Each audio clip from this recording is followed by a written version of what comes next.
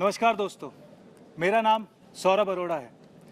मेरी पिछली वीडियोस को इतना प्यार देने के लिए आपका बहुत बहुत धन्यवाद। और मैं बधाई देना चाहूँगा मेरे उन दोस्तों को जो दिल्ली विश्वविद्यालय में इस साल एडमिशन लिए हैं।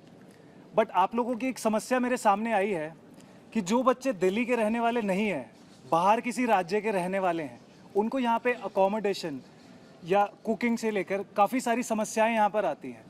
तो मैंने अपने कुछ दोस्तों से रिक्वेस्ट किया है कि वो आप लोगों के साथ अपने एक्सपीरियंसेस शेयर करें, क्योंकि ये पिछले 2 साल या 3 साल से दिल्ली के अंदर रह रहे हैं। तो उम्मीद करता हूँ इनके व्यूज़ आपके लिए बहुत ज़्यादा हेल्पफुल हों। और सबसे पहले मैं इंट्रोड्यूस करूँगा नीरज को। नीरज मध्य प्रदेश के रहने वाले हैं और ये लॉ फैकल्टी 3rd ईयर के स्टूडेंट हैं। हेलो नीरज। हेलो। तो नीरज, जब आप दिल्ली में आए थे आपको अकोमोडेशन से रिलेटेड क्या प्रॉब्लम हुई थी? First of all I have no contact here. Hindi. No, कोई फैमिली मेम्बर नहीं, कोई कॉन्टैक्ट नहीं, कोई दोस्त नहीं।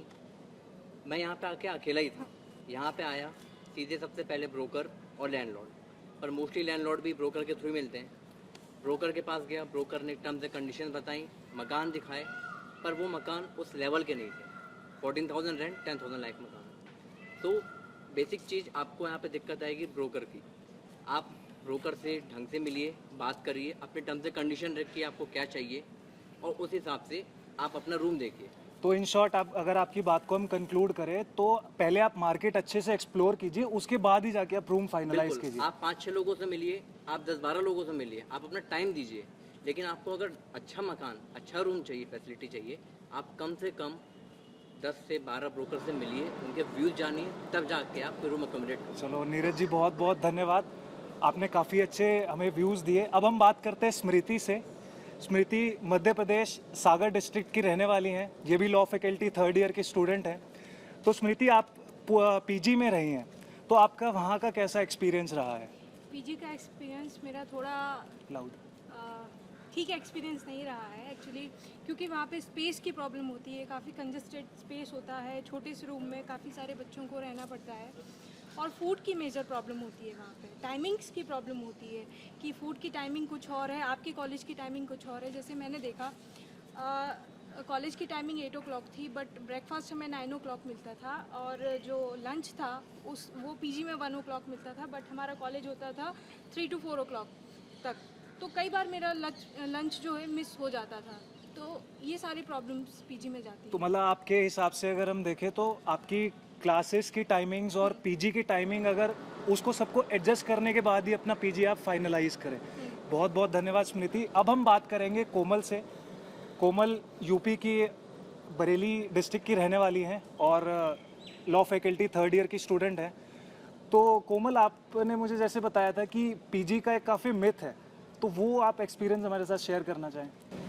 पीजी का मिथ इस सेंस में है कि पेरेंट्स को लगता है कि हम पीजी में रखाएंगे अपनी बेटी को तो सिक्योरिटी, फूड, सबका बड़ा अच्छा ध्यान रहेगा हमारा, हम टेंशन फ्री हो जाएंगे। बट बेसिकली मैं जिस पीजी में लैंडअप हुई वो डिस्प्यूटेड निकला, तो हमने 3 घंटे में अचानक से पीजी खाली किया है सडनली। एंड सेकेंड थिंग, जब आप पीजी में जाते हैं तो फूड का बहुत प्रॉब्लम रहता है, जिसकी प्रॉब्लम आपको फ्लैट सिस्टम में नहीं रहती। तो आप 2 तरीके के सिस्टम होते हैं, एक होता है रूम सिस्टम, एक फ्लैट सिस्टम, और एक हो गया पीजी सिस्टम।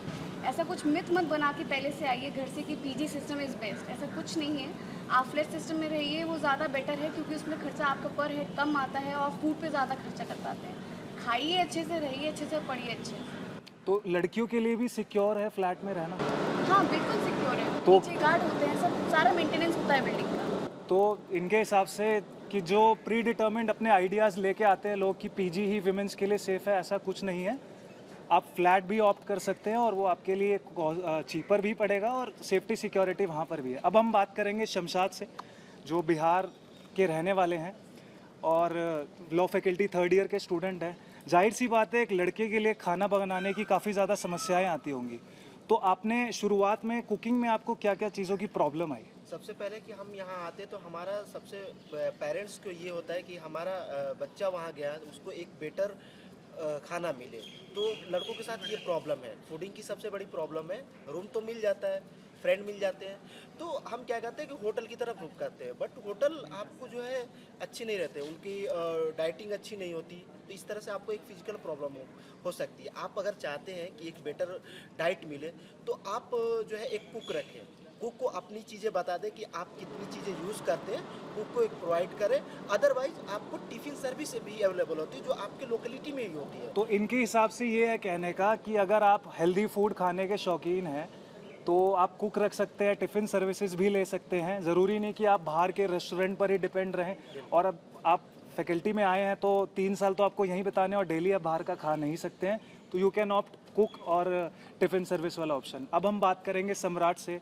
सम्राट उड़ीसा के रहने वाले हैं और लॉ फैकल्टी 3rd ईयर के स्टूडेंट हैं।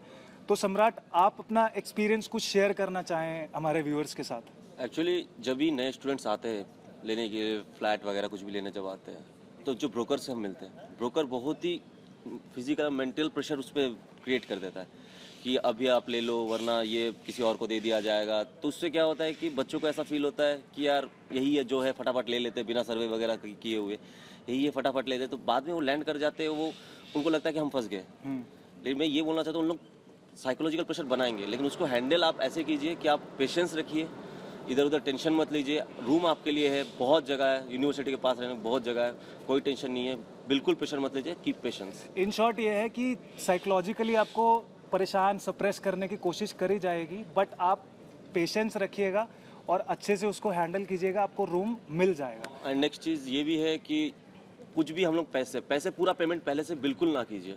इसलिए ना कीजिए कि अगर कोई काम रह जाता है कि कुछ भी रह जाता है तो वो पूरा नहीं करते। जो भी छोटा मोटा काम रह जाता है बनाने का, ये करने का, बाद में प्रॉब्लम करते हैं। इसलिए पहले पूरा पैसे मत दीजिए, कुछ पैसे आप होल्ड में रख लीजिए, फिर वो बाद में दे देना। मतलब थोड़ी अमाउंट आप अपने पास बचा के रखिए ताकि आपको ज़्यादा आगे इन फ्यूचर प्रॉब्लम ना आए। बहुत बहुत धन्यवाद सम्राट। सनी रहने वाली हैं ईस्ट सियान अरुणाचल प्रदेश से और ये फैकल्टी ऑफ लॉ में 2nd ईयर की स्टूडेंट हैं। तो सनी, मैं आपसे एक चीज़ पूछना चाहूँगा सबसे पहले। आप नॉर्थ ईस्ट स्टेट से बिलोंग करती हैं और दिल्ली के अंदर आके आपको क्या क्या प्रॉब्लम फेस करनी पड़ी यहाँ पे, और आपने उन चीज़ों को कैसे ओवरकम किया? प्रॉब्लम एज सच तो जैसे फर्स्ट एंड फॉरमोस्ट जब पहले आए थे थोड़ा कम्युनिकेशन में प्रॉब्लम होता था, लैंग्वेज वाइज लैंग्वेज बैरियर रहता है। बट मेरे लिए एडवांटेज ये था कि एटलीस्ट मुझे हिंदी आती थी, तो मैंने एटलीस्ट 10th तक पढ़ा है, तो बेसिक जो नॉलेज है हिंदी की तो मुझे समझ आ जाती थी, तो इतना प्रॉब्लम नहीं होता था। बट हाउएवर थोड़ा डिफिकल्टीज होता था कम्युनिकेशन करने में। तो नया जगह है, एटमॉस्फेयर में एडजस्ट करने के लिए, कल्चरली ऑल्सो, क्योंकि मैं अरुणाचल लाइफ टाइम रही थी, उसके बाद से इतने बड़ी होने के बाद मैं बाहर आई हूँ, तो फिर कल्चरली अडाप्ट करने के लिए भी मुझे थोड़ा सा टाइम लगा था। जैसे फ्रेंड सर्कल होते हैं तो मुझे ऐसा लगता था कि जो दिल्ली वाले या जो भी है, लाइक एटलीस्ट नॉर्थ इंडियंस, तो सब एक सेम जैसे लगते थे मुझे। तो फिर उस तरह से मुझे लगता था कि उन लोग अपने ही सर्कल में रहते हैं, क्योंकि they don't want to interact with us, कि मतलब ऐसा लगता था शायद उनको ज़्यादा एफर्ट डालना पड़ेगा हमसे बात करने के लिए, या फिर शायद मेरी तरफ से ही कमी होगी कि आई डोंट नो कि मैं मिंगल नहीं हो पाई उनके साथ में, तो थोड़ा सा डिफरेंट होता था। बट जब मैं फर्स्ट केमिस्ट्री ज्वाइन किया था मैंने, तो उस टाइम में ये हुआ कि उस डिपार्टमेंट में नॉर्थ ईस्ट से कोई भी नहीं था, तो मैं सिंगल थी, तो मेरे पास ऑप्शन ही नहीं था, तो आई हैड टू मिंगल उस तरह से। तो फिर 1-2 फ्रेंड्स बने, थोड़ा कंफर्ट जोन भी बढ़ा मेरा, एंड मुझे थोड़ा बेसिक अंडरस्टैंडिंग हो गया उनके कल्चर के बारे में, नॉलेज एक्सचेंज, फेस्टिवल्स में उनके जाती थी मैं, तो उस तरह से कल्चरली हमारा इंटरेक्शन हो गया, तो एक्सचेंज हो गया। तो उस तरह से उसके बाद से हमारा मेरा भी ग्रोथ हो गया, मेंटली में मुझे भी ग्रोथ किया, मुझे बहुत लर्न करने को मिला। बेसिकली जब हम वहाँ से आते एक बॉक्स तरह से ऐसे माइंड में बॉक्स सेट करके आते हैं कि नहीं, वहाँ के लोग तो ऐसे होते हैं, मतलब रूमर्स होता है दिल्ली तो ऐसा होता है, उस पर लोग लड़कियों को ऐसे देखते हैं, ये है वो है। बट अभी तो मैं रह रही हूँ, काफ़ी साल हो गया, 4 years रनिंग हो गया। एक्चुअली मैं जूनियर्स को यही बोलना चाहूँगी कि don't keep to yourself, make friends from other states as well, और आप इंटरेक्ट कीजिए।